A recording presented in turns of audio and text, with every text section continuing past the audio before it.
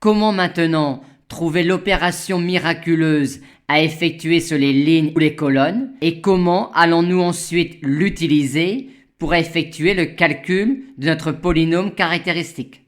En première intention, vous pourrez regarder la colonne obtenue en sommant toutes les colonnes de la matrice. Si dans la colonne ainsi obtenue apparaît une quantité x moins lambda en facteur, c'est bon, vous tenez votre opération miraculeuse. Elle consistera alors à remplacer C1 par C1 plus C2 plus C3 plus Cn. Maintenant, si cette tentative est un échec, vous pourrez alors regarder la ligne obtenue en sommant toutes les lignes de la matrice. Et si dans la ligne ainsi obtenue, vous pouvez mettre une quantité x moins lambda en facteur, c'est bon, vous tenez votre opération miraculeuse. Elle consistera à remplacer L1 par L1 plus L2 plus L3 plus Ln. Voyons-en deux exemples.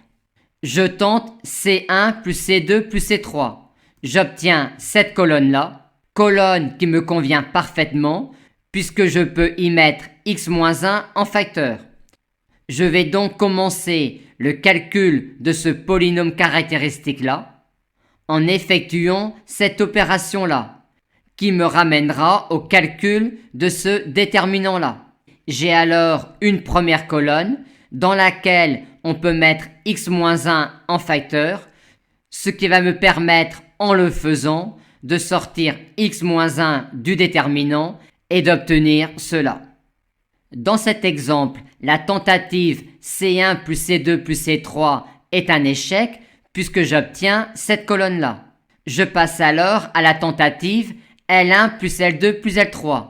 Et cette fois-ci, elle est couronnée de succès puisque j'obtiens cette ligne-là dans laquelle je peux mettre x-4 en facteur.